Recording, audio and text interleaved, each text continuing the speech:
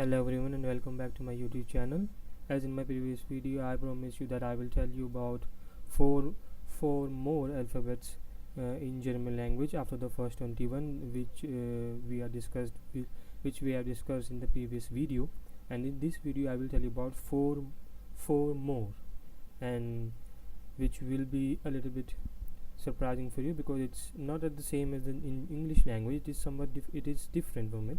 As you can see, I have written A here, A, U and O, and I have these two dots on the top, and these characters is called the umlaute, and this one we will talk about it later in the video. This is a special character which is in German language, a special one which I'll tell you later. But first, as you're a little bit familiar with the A, U and O, we will do this first. So starting with the A1, the pronunciation of this one would be U, U. As you can listen to my voice, U, U, not A as the alphabet sounds. U. It's written like this, and the pronunciation is U, U.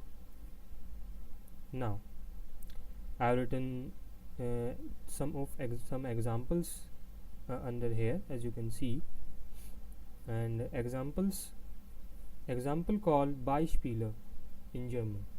As you can see, I have written it Beispiele.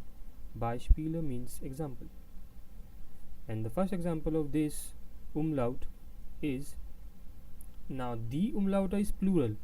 Die Umlaute is plural because there are three of them, and single one is umlaut.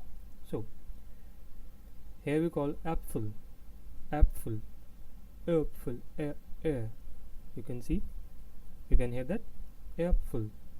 And this is ähnlich, ähnlich, ähnlich, ähnlich. You will get a little bit idea what this word means. It's Apfel, which is in English apples, and I have written N in the bracket here, which means it's a noun. For this, I have written it N here, that this is a noun. And ähnlich is an adjective. Ähnlich, I will pronounce them once more. Äpfel and ähnlich, Äpfel and ähnlich, which means apples. And the second one, ähnlich, means similar. It's an adjective. And now I've written it my meaning here, meaning, and meaning in Deutsch is bedeuten. What's Deutsch? I have already told you in the previous video. Deutsch means German, and the meaning of meaning is Bedeutung. So Apfel bedeutet apples. Apfel bedeutet apples, and ähnlich is similar. Now moving to the next one, this is U. Okay, you can see how we write it. I have already written it in the both capital and small. It's capital, and here too A, both are pretty similar. Now I have mix match the examples here that I noticed yet, because to have some work and I have to make this video pretty quickly, but we can do it. So please watch here, not here, sorry for that. The example for U and how we pronounce it, I will pronounce it in a word which is üben. Üben, you can hear it, üben. Now here V is a verb, üben is a verb, which means in English to practice. To practice. Üben is to practice, and it's a verb. Okay. And now the second one is their mule. Their mule. See, I'm not saying mul. It's not mul. It's mule. These two dots mean something. It's expression, how we speak it. This is used in that. Okay. The mule, üben, mule, and the mule means garbage or waste, rubbish, etc. It's mean that. Now, one word in German can also mean can also have many other meanings. It totally depends on sometimes the situation, the sentence, and how we're using it or what we want to refer to. But here, it's simple just word and it's not a sentence. It means garbage. Okay, and the third one is you. You say not o, not o, but you. You, the big one and the small one. Now, for the example, please look at here. It's öffnen, öffnen, and it's also a verb, as you can see in the bracket. Öffnen means to open, to open, to open or to unlock, as you can see both of them for öffnen. And second one is das Öl, das Öl. There, here, there, and das is article for these nouns. And what is an article, I will tell you in upcoming videos. Okay, for now just look at this, that it's the article, their mule, and das Öl, and das Öl means oil. For we use it for, it's a noun which means oil, which bedeutet oil. Das Öl bedeutet oil, meaning Bedeutung, as I have already told you. Now, I know that if you are a beginner and you haven't know anything about the German, this one is little bit shocking for you. What the hell is this? And let me tell you, it's not B. Looks a little bit similar to B, but it's not B, as I already written it here. B is like this, and asset is called asset. Asset, as a indication, I have written asset. We identify this as asset, but in the when we speak it, the sound is not asset, is more like of a double S,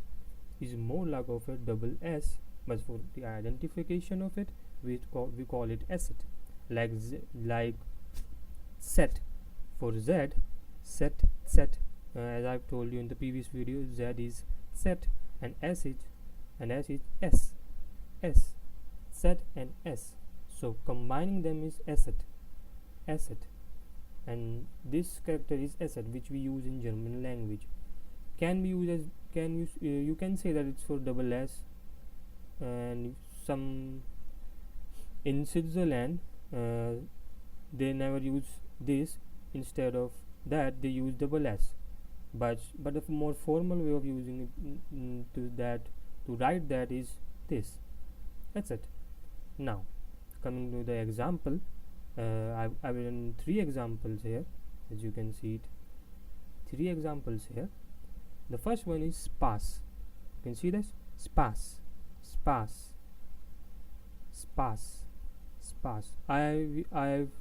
I'm speaking a little bit longer here, not spas, and this is heiß. Okay, second one is heiß, and the third one is gross. Now the meaning under them, spas means fun. Okay, in English you know what fun is, I don't need to tell you. And heiß is hot,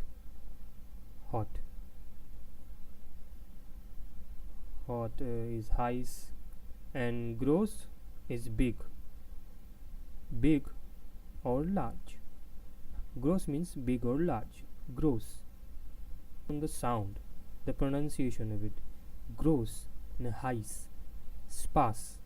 Okay, and not same to P as we written.